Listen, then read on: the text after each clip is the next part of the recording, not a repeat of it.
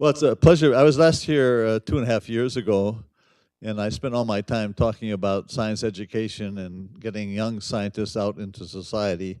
So I decided I had to talk about something slightly different this time.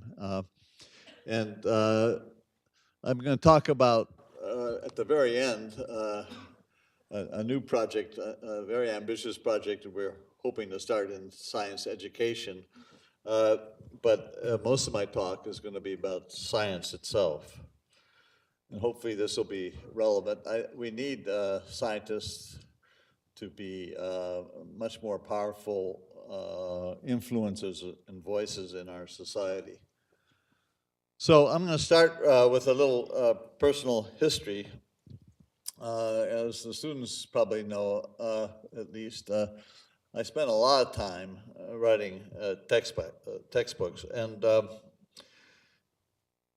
my major conclusion after being, in many different jobs is that old people make lots of mistakes, and we learn. If those of us who are successful learn from our mistakes, and all of life is therefore, or should be, an education. Education does not stop when you get out of school. If it does, you're in trouble. So I'm going to start with a little bit of my personal history and use that as an introduction to what I think we need to do in the scientific enterprise today to encourage more innovation.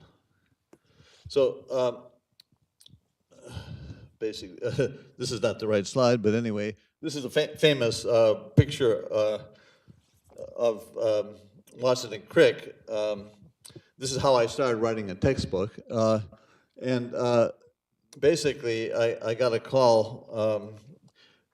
Jim Watson always has the right idea, but he has no sense of how long anything is going to take. So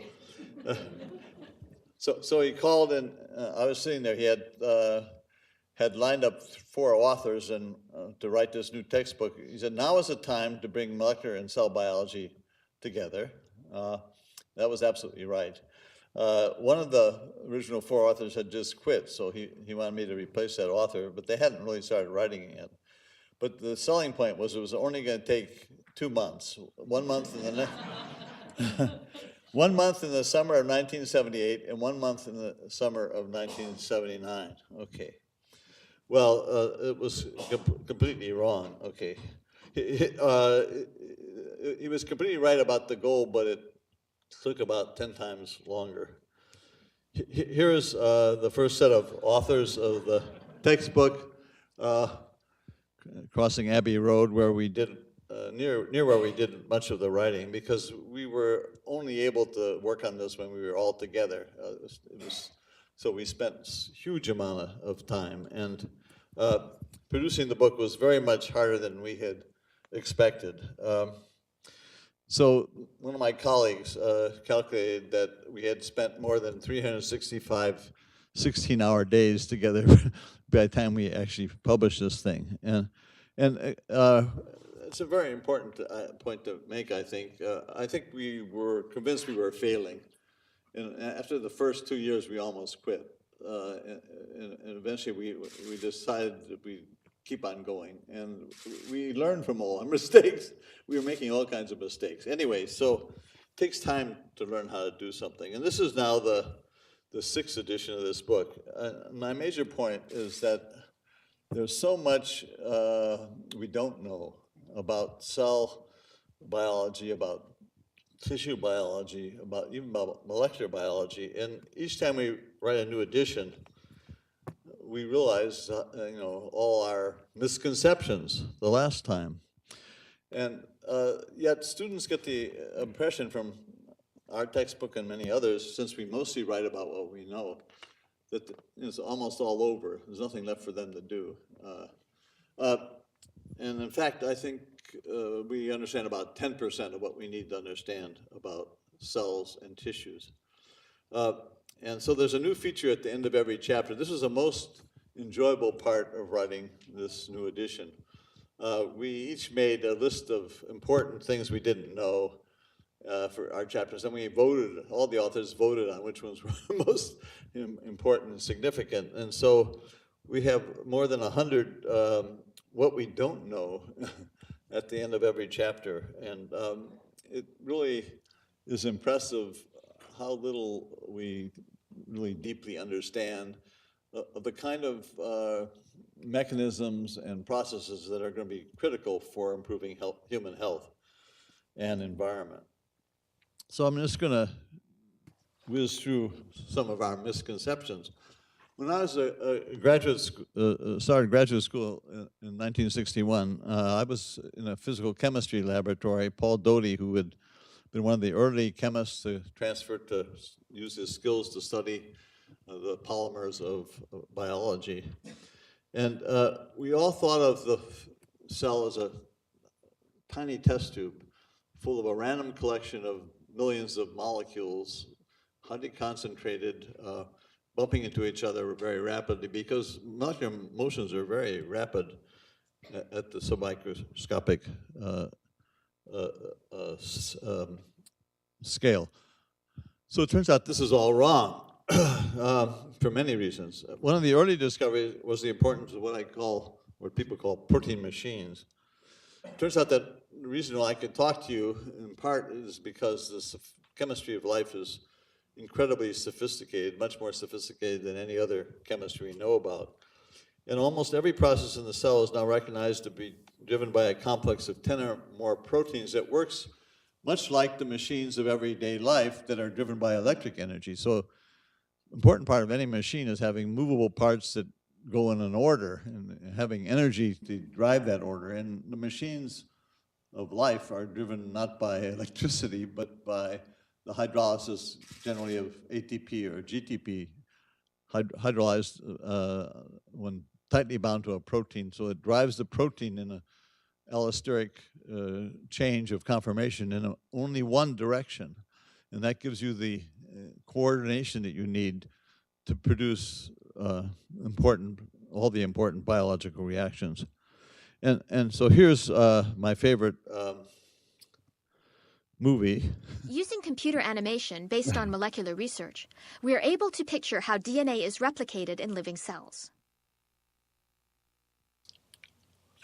You are looking at an assembly line of miniature biochemical machines that are pulling apart the DNA double helix and cranking out a copy of each strand. The DNA to be copied enters the production line from bottom left.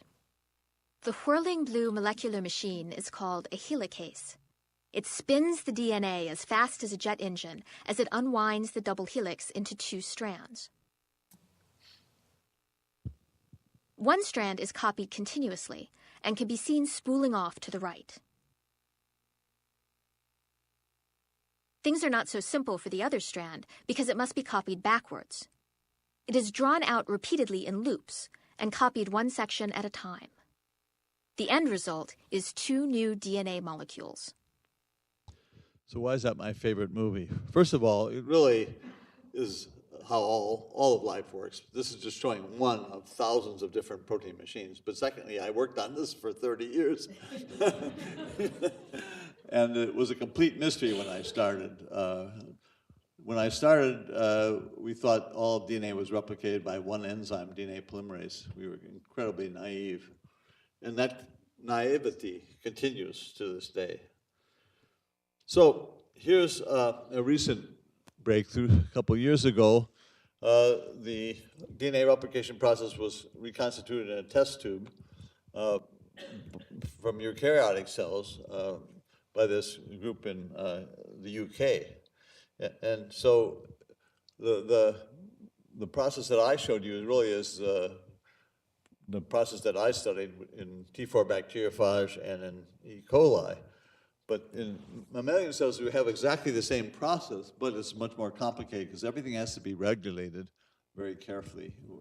And so the kind of replication process that I studied that turned out to require 7 different proteins. It requires more than 25 proteins in eukaryotic cells in humans. But it's the same process. And so it turned out that working with this simpler model was a shortcut to understanding how human cells replicate. And understanding such molecular details, DNA replication and DNA repair in humans involves more than 150 different proteins, many different pathways, critical to preventing all kinds of diseases, including cancer. And a deep understanding of those processes will revolutionize medicine. For example, most tumors are hypermutable because they evolved through a progression of changes that took, say, 10 different mutations that had to occur before they could escape from the normal, highly regulated control on cell growth. Process, tissues are organized in ways that we don't really understand. I mean, our chapter every year on tissue biology is mostly hand-waving. We don't really understand how cells know exactly where they are and what they're supposed to do. Very important. But anyway, cancer gets around that by mutating randomly in an evolutionary process like regular evolution. And part of the changes that often occur are early on, the cells become more mutable because those cells are the ones that eventually give us trouble because they could accumulate mutations more rapidly than normal cells. And if we knew for every individual cancer what was making that cancer hypermutable, we think we could kill that cell selectively by making it even more highly mutable in ways that would not kill normal cells. And yet we don't have the information we need to do that, except in a few cases.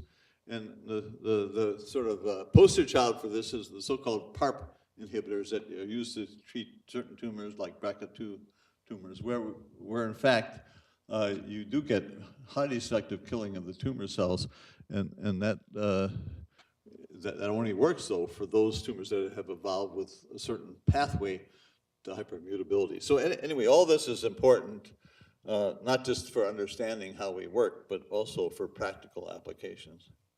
And so an important challenge for the next generation of biochemists is obtaining the information needed to accurately describe the mechanism of every type of protein machine in a cell. And as far as we can understand now, the only way to do this is the same way that we worked on DNA replication. You have to purify all the components and get that reaction to work in a test tube free of all the other cellular components so you could manipulate them and figure out what's happening. And this is a huge need because this kind of research is pretty rarely done these days. It's fallen out of favor, but we need many more young people to work on this. So I'm now going to talk about two recent surprises for textbook authors that are, again, an indication of how little we actually appreciated how cells work. The first is the recognition that extensive sets of scaffolds, special protein and RNA molecules, produce biochemical subcompartments in the cell without requiring a membrane. This is a way you get specialized chemistry in different parts of the cell as the cell needs. And the second thing is this property that emerges out of the sheer complexity of life, so-called emergent properties that mean that we need new ways to try to attack and understand chemical complexity. So the scaffold proteins, I'll talk about first. Here's a diagram from simple diagram from our textbook to explain why scaffolds are useful. Scaffolds will bind a set of other molecules, all these colored blobs here, that are going to react with each other. And because they're in close proximity, they collide much more rapidly than they otherwise would. And the chemical reaction is therefore greatly speeded up. And so the scaffold is useful for not only speeding up reaction, but because the scaffold is located in a specific part of the cell, combining that reaction to where it's needed in the cell. And this is the simplest example I know about, work from Tom Pollard's lab, showed that the actin filament, this red thing that's growing up towards the ceiling very rapidly, he showed that it incorporates actin molecules at the growing plus end much faster than it could by normal random collision. Chemists call this diffusion controlled reaction. And the only way that's possible is that there's a scaffold on the screen molecule called the formin that actually holds the red actin monomers in a position where they are ready to collide much more rapidly. And so this allows actin filaments to grow in much more efficient ways than they would otherwise do. And then, of course, there's scaffolds in cell signaling. Wendell Lim at UCSF has studied these, again, relatively simple scaffolds that hold signaling pathways together and make them work more efficiently. There are also RNA scaffolds. There are thousands of large, long, non-coding RNAs, so-called link RNAs, many of which we don't really understand yet. Scaffolds are involved in forming many different biochemical factories inside the cell. Here's the cell nucleus from an old paper where they stained RNA, places where RNA transcription was occurring in red and DNA replication in green. You can see that those components, multi-components of all those different machines are concentrated in different locations. Recent discovery is that these scaffolds can create so-called liquid droplet aggregates. This is all the rage now. Basically, the realization that you get these many compartments without membranes that carry out biochemistry, and they form and go as needed. They're weak interactions. If you took the same nucleus and shine a light, UV light stripe across the middle, you'd see that all these DNA repair factories would suddenly form where as these liquid aggregates where the light was causing the DNA damage. So basically, the inside of the cell is highly organized.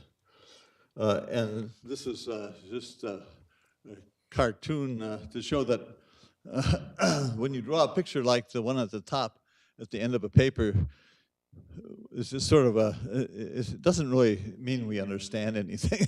It shouldn't be the way we settle for understanding. Scaffolds are very important on both sides of a synapse, for example. That's why you could hear me and why I could talk. These little yellow strings there drawn schematically make a special biochemistry right underneath the synapse, and that's how we learn, for example.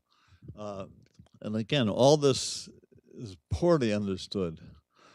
Very little biochemistry has been done with purifying, the scaffolds, reconstituting what they bind to, and see what they do, what are the reactions they cause. So in conclusion, a cell is nothing like a test tube. Nearly everything is organized inside the cell by protein and RNA scaffolds. And now I'm going to go to the next point, the second point I made, emergent properties. When I was a student, we learned A goes to B, goes to C, goes to D, goes to E in a straight line. But that's not really the way it works. It really requires a lot of elaborate feed forward and feed backward controls on every pathway to make this chemical reactions, the many chemical reactions in the cell, useful to the cell. And you cannot really understand these pathways without mathematics. This is part of the reason why many more engineers are entering into biology, biological research fields. And here's just a simple example of the problem. So the same actin filament I showed you before that is grown selectively by a formin, for example, has many other proteins that interact with it and control where that actin filament is. Actin is a major cytoskeletal protein inside of cells. This is a diagram from David Rubin's lab of the interactions of the actin inside a yeast cell with other binding proteins. So one of these, some of these proteins, the green ones are myosins. Myosins are those motor proteins that cause movement of actins. And the filament dynamic ones, like the formins, they're in purple here. You know, So you get all these interactions, and even when you understand every one, we don't know what to do with it. You know, it's an emergent, we call it an emergent property that comes out of the complexity, what actually happens to the actin inside the cell. So the problem is how to deal with this. So as a consequence of such complexity, even when we gain a complete knowledge of all the molecules, protein machines, and molecular interactions of the cell, we will not be able to understand even the simplest of living cells. So life really is all about emergent properties that result from very complex networks of interactions. So my conclusion, it will probably take most of the century to gain a true understanding of how cells and organisms work. I was a protein biochemist, so I obviously think much more biochemistry will be needed in purified systems that reconstitute biological systems.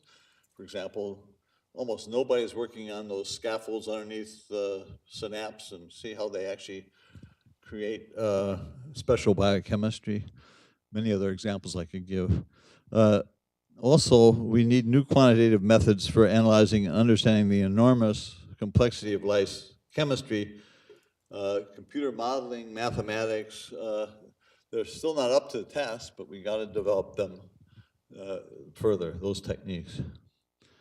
So now I want to change subject. With that background, the major point of this talk so far is how little we really deeply understand about the important issues that we all care about. The human body, cells, whatever you can. If you're a medical doctor, you know, we need to understand more about our cells. But if you, even simple cells, we don't understand yet. So how do we keep science healthy given that we have so much more to discover? So obviously, to keep science healthy, we must all work to stimulate innovation. And well, where does innovation come from? You know, I had never thought about this before, but in trying to deal with politics in the Clinton era, I was at the Academy when Bill Clinton came to Washington. He assigned science to his vice president, Gore. And of course, in Washington, he had a big staff in the vice president's office. He was responsible for science and for environment. And often in Washington, rumors are intentionally leaked to see how people are going to respond to it before they actually do it. And early in the Clinton administration, the rumor was leaked from the vice president that in order to get a research grant from the federal government, you'd have to explain how that research, if it was successful, would benefit humans. And the Academy, I was president of the National Academy of Sciences at the time, full-time job, was really thought that was a terrible idea because you know, we know that many of the most important breakthroughs come from fundamental discoveries about how the world works that we don't know how they're going to be applied. So we spent about 5 or 6 years or more producing a series of 28-page pamphlets for Congress and administration, giving specific examples of how basic research has led to human benefit. And the series, which is still up on the web, was called Beyond Discovery, The Path from Research to Human Benefit. In each case, we took some discovery, and the first one we did was a global positioning system, and traced it back, and where did that come from? How could we do the global positioning system? And we did it for AIDS, protease, we did it for cure for childhood leukemia, and so on. And there was a special centerfold in each one, 2-page, with a timeline. And so here's the one for the global positioning system. It started with the invention of atomic clocks. Physicists were able to keep time to a billionth of a second. A Nobel Prize was given for that, but everybody thought it was useless. Why would humans ever want to keep time to a billionth of a second? And so if they wrote their grant, they couldn't explain why they should get funded to invent atomic clock.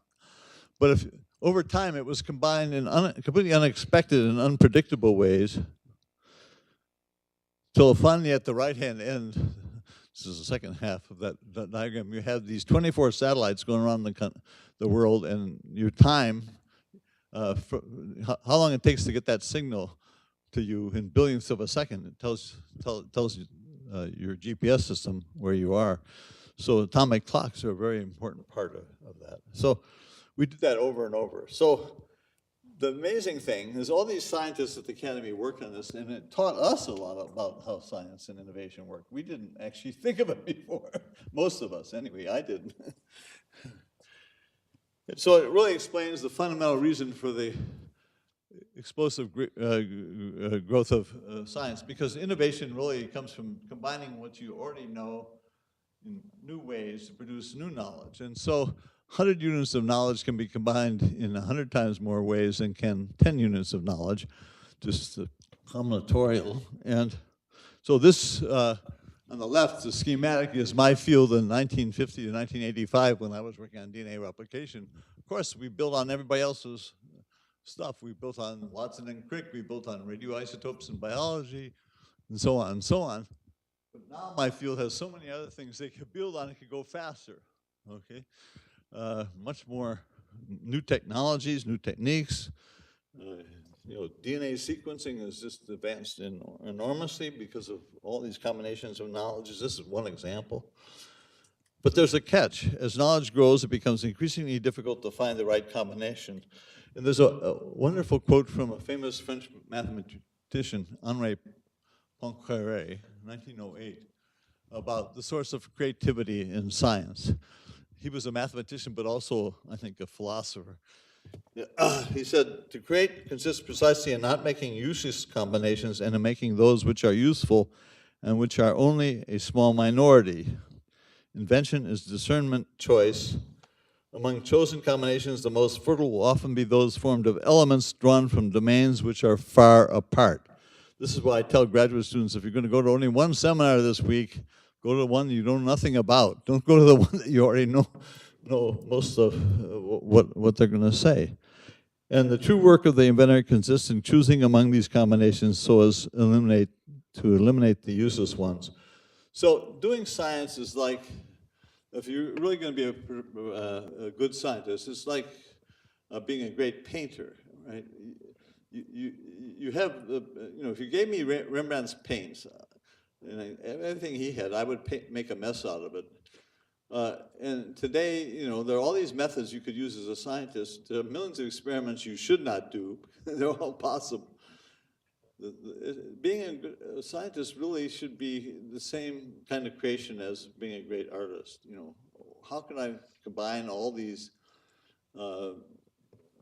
things I could potentially do and come out with a strategy for my science that's really going to make a difference and be different from what other people are doing. And it's that kind of innovation which is really readily possible. That's how we don't knows in our textbook shows many different things that need mysteries that need to be explained, and we need people to be able to work on that. So a good place to get new ideas for your research was created by my wonderful colleague, Ron Vail, who could never go to enough seminars. He's a great scientist. He won a Lasker Award. He kept on getting invited to go to places all around the country and the world to give talks. He says, oh, this is crazy. I should make a website where everybody could see my talk and everybody else's talk for free. So he made this iBiology website, and he had he never does anything in an obvious way. He has everybody giving these talks in front of a Weatherman screen, so you're pointing at nothing when you're giving a talk. I had to give a short one. For students, I gave a short talk on the importance of failure, so if you want to watch that. But these are mostly research talks, and late at night, before you go to bed, just watch one of these great scientists. They're all fantastic people. Talk about their research while you're thinking about how could I use that kind of approach, those kinds of methods, that kind of thinking in my own innovation. So there's a major problem today because, and this is what most of the rest of my talk is about, how do we get science funded that will really make a difference? And the major problem is the channeling of research topics due to what I call training inertia. When you write a textbook, you see that there are all these overcrowded experimental spaces. We know what they are.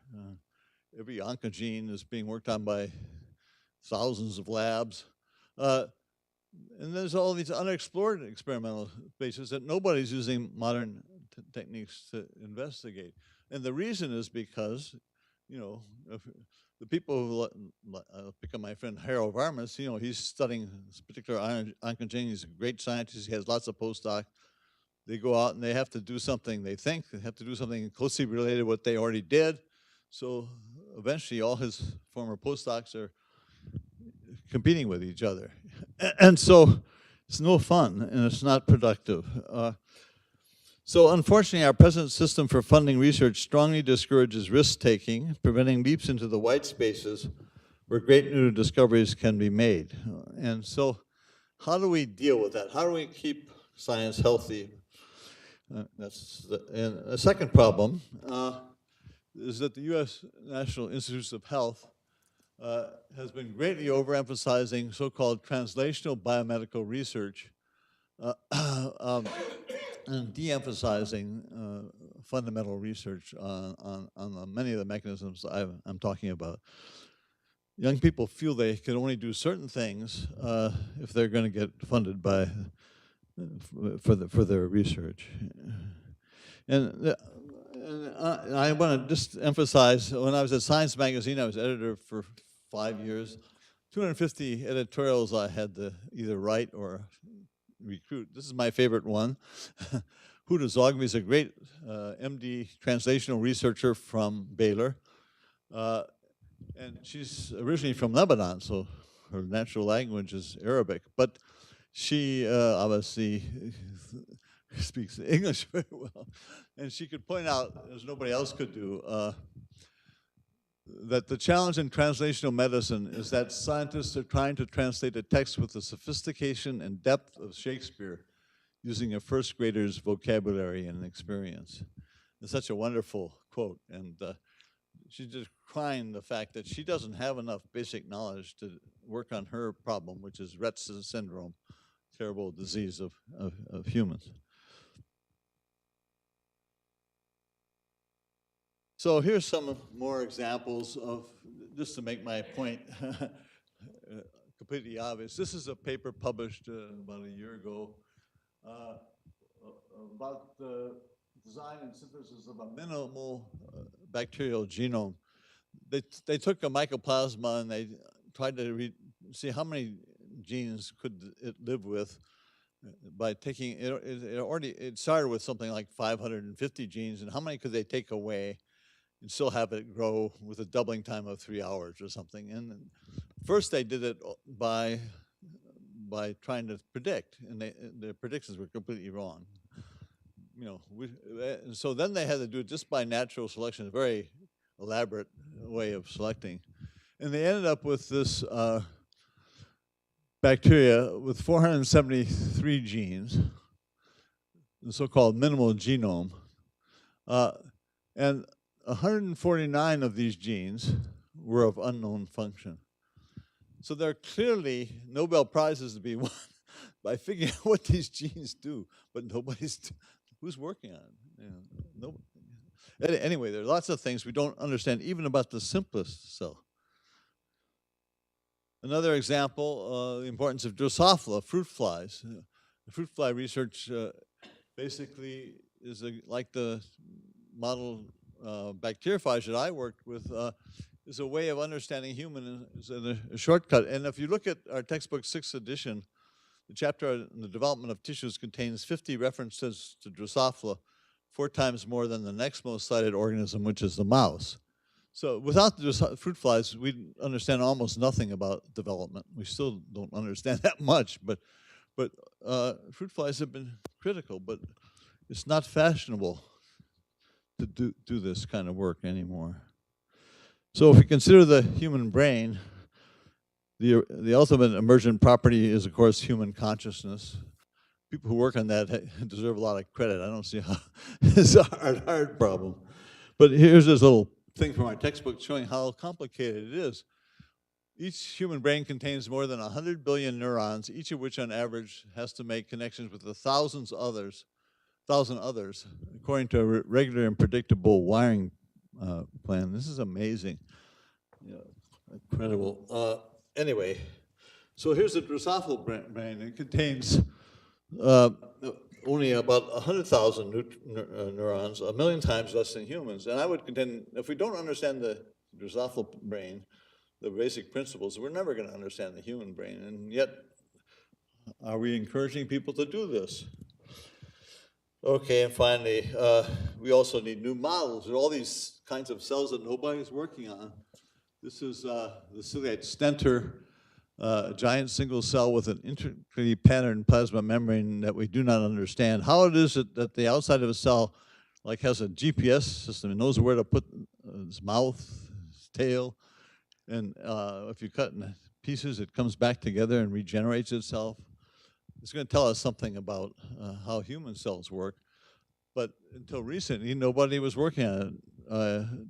T.H. Morgan worked on it in 1900, Vance Tarter then, but basically, with modern methods, now we can come back and actually try to figure it out. And I give a lot of credit to Wallace Marshall at UCSF, who's a young professor who had the guts to actually change his research to try to work on this, and he actually got funded. At least one cycle he got funded. So I give the NIH credit for that. Okay, here's what really depresses me. I got invited to go to annual postdoc days at all these different universities, and I talk to postdocs everywhere. And here's what I hear repeatedly. Everybody tells me that I won't be able to get a research grant unless I work on mouse or human protein cells, tissues after my postdoc. And obviously, I think this is a disaster for American science. So in April 2014, 4 of us were all friends, and we've been griping about this forever. And we said, well, we better write something finally. It took us a year. Myself, Mark Kirshner, is chair of the Systems Biology Department at Harvard. Shirley Tillman, at that time, was president of Princeton University, and Harold Barmas, the former director of the NIH. Basically, sort of, let's write down what we really believe. Everybody's been afraid to say what we really believe, because if we say the NIH is not working perfectly, then maybe Congress will take away all the money. I mean, but this is not a productive way to make our system better. So after we did that, we set up a so-called movement called Rescuing Biomedical Research, and we called ourselves, when we were writing this paper, the Gang of 4. That was from China, but now it's the Gang of 18. And this is an example of something. We brought some younger people on, and I'm only showing 8 here because, but basically, there's a website you could look at to see who's involved. So I want to now highlight Rescuing Biomedical Research's central issues, and particularly one of them, which I think is critically important. And that is that there have been very disturbing changes in the age distribution of independent researchers in the last 30 years. And here's an article written by one of the RBR members after our article, Ron Daniels, who's the president of Johns Hopkins University. He collected a lot of data. There's a lot of credit. He points out that the proportion of all grant funding awarded to scientists under the age of 36 has dropped from 5.6% in 1980 to 1.3% in 2012. I think it's still going down. So here's the current distribution, age distribution of U.S. principal investigators. Look at the, 35 is way over here. People my age are getting more money than young people by a lot, and that keeps going up. And here's an amazing graph. Despite the fact that the NIH has been expanding the number of grants it gives, the absolute numbers of grants to PIs age 35 and younger has dropped like a shot. Here's 1980 to 2014. It's heading to 0. And meanwhile, the age 66 and older has been going up dramatically. So here's the question. How successful would Silicon Valley be if nearly 99% of all investments went to innovators who were 36 years old or older?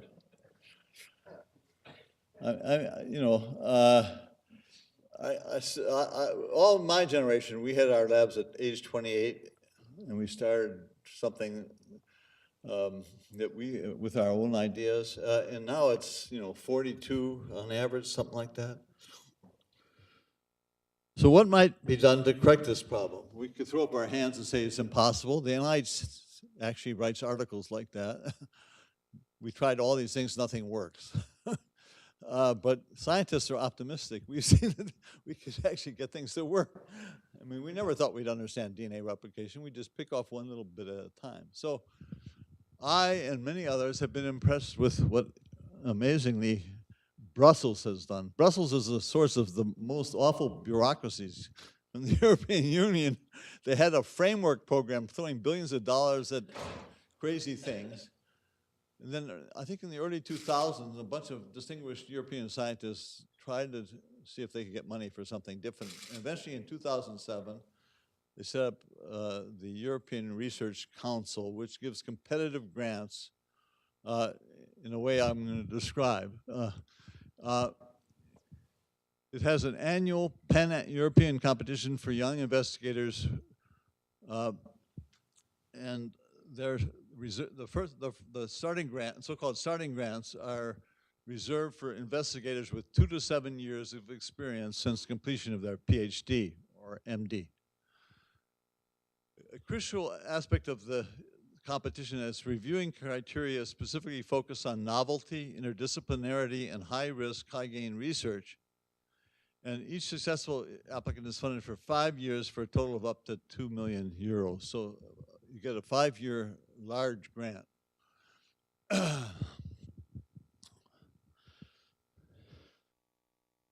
So now 3 separate competitions are held annually in which investigators compete only with others at the same stage of their careers. There's the starting grant, 2 billion euros, consolidated grants, 2.7 billion euros, and advanced grants. And all these emphasize innovation. I give this talk, I get older people come to me saying it's not just a problem for young people. I can't get any grant to work on anything I haven't already worked on. I can give you lots of examples of that. So the amount of funding for each group is allocated in advance, and 57% of the money goes to scientists who are within 12 years of their PhD. So here's the age distribution. The orange is the age distribution for the grantees in the first 2 categories, 57% of the money, and the advanced grant, of course, has an age distribution very different.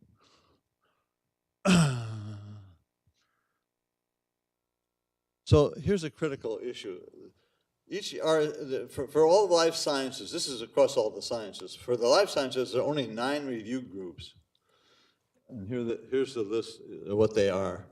And each review group has outstanding scientists on it with a very broad expertise.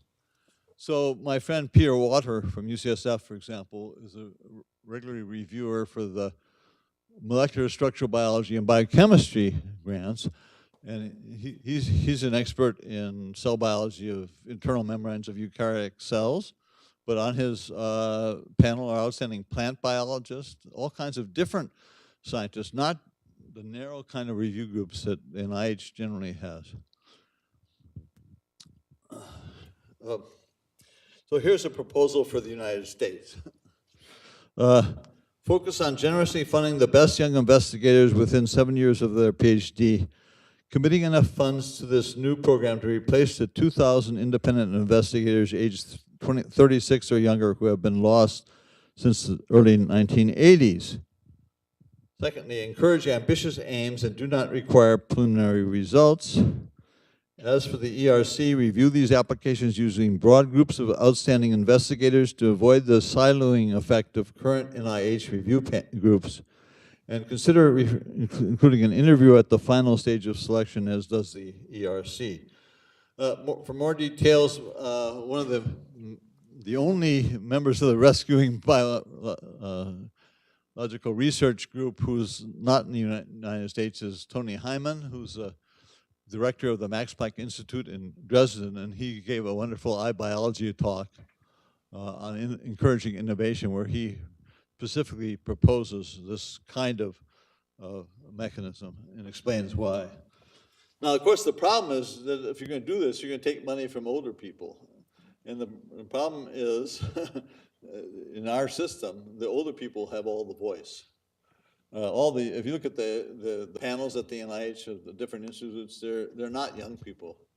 And I would say that many people involved in controlling what the NIH does don't really understand what's happening to postdocs and young scientists. They're not in contact with them anymore. So it will take a strong push from young scientists to generate such a change. This is a Future of Research postdoc organization that wrote this very nice paper, has these meetings every year.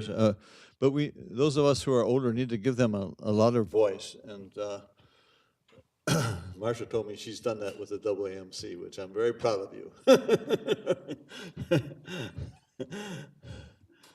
So I just want to talk about a few other issues.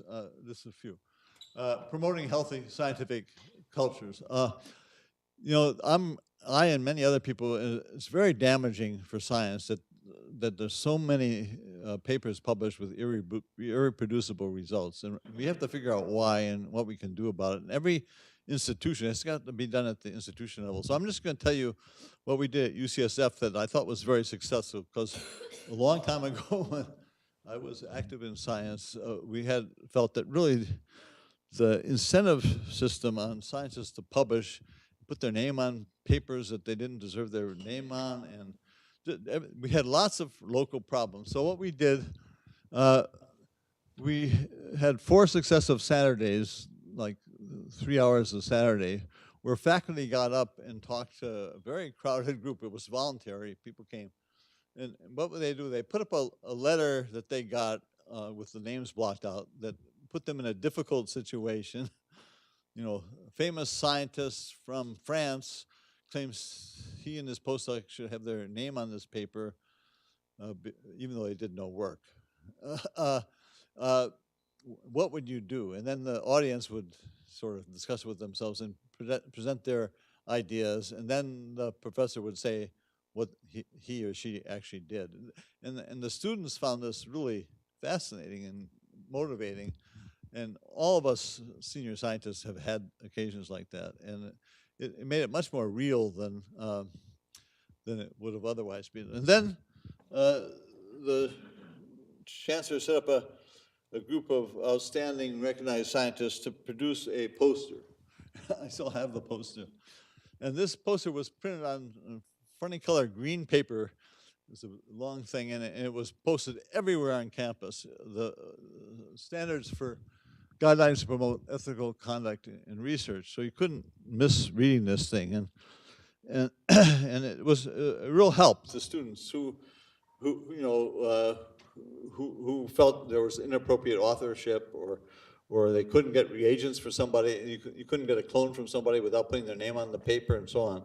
So this is the kind of thing that was on the poster. And I'm not going to go through that. But basically, just published last week, a new 300-page report from the U.S. National Academies called Fostering Integrity in Research, with 11 recommendations, and all the reports from the Academy can be freely downloaded from the National Academy Press website like that. And I think we all have to, every institution has to do something to make it clear to students what is and what is not appropriate conduct in science. I'm not talking about misconduct, I'm talking about, because that's easy, you shouldn't make up the results, but how to avoid fooling yourself is really the problem. So the final word is my latest project, and I'm all excited about it. I just wrote this editorial on science. This is back to education. So it's Science for Life. I think the last election cycle has made us realize that a large fraction of adults in the United States are surprisingly inherently susceptible to illogical arguments designed to fool them and get either the money or their vote. And in this editorial, which is cut off at the bottom here, I argue that we have to think about being more ambitious in our science education. I've got the Carnegie Corporation of New York interested in doing some experiments, and here's the issue. My next last slide. Okay, this is what science should look like in school: active learning, solving problems, learning how to use evidence and logic, and then can we do experiments in science class? And I would suggest we're going to think about starting in middle school, expand to include what's called transference of scientific thinking to issues in kids' lives every day. Can we get kids to think as a scientist would think about arguments that they are hearing from their friends or in the news that are leading them in the wrong direction? And there are people who actually study this issue of transference. It's not easy to get transference because we tend to think in silos. You learn how to think in science, that's use that in science class, but you don't think in it. So anyway, this is ideas to conduct experiments and how we could best do this and what works. And thereby trying to, for the next generation science standards in the next 8 years from now or so, try to redefine science education in a way that's even broader, to include learning how to think so we're not going to be fooled in your life, because everybody out there is trying to fool you. How many scams I get a day on my internet trying to get my money or my password or whatever.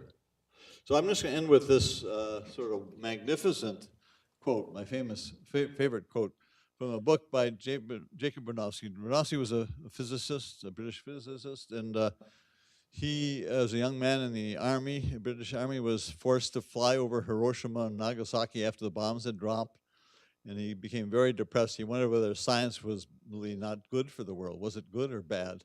Because it caused this horrible destruction by inventing an atomic weapon. And he spent 10 years reading, thinking, and writing about science, the history of science, what it had done for the world. And of course, he concluded in the end that science was on balance very good for the world. This little paperback book, you can still buy it, still in print. He said the Society of Scientists is simple because it has a directing purpose to explore the truth. Nevertheless, it needs to solve the problem of every society, which is to find a compromise between the individual and the group. It must encourage the single scientist to be independent and the body of scientists to be tolerant. From these basic conditions, which form the prime values, there follows step by step a range of values: dissent, freedom of thought and speech, justice, honor, human dignity, and self-respect. Science has humanized our values. Men have asked for freedom, justice, and respect, precisely as the scientific spirit has spread among them. So, big goal, big challenge for scientists. Science is incredibly important for the future of the world. Thank you.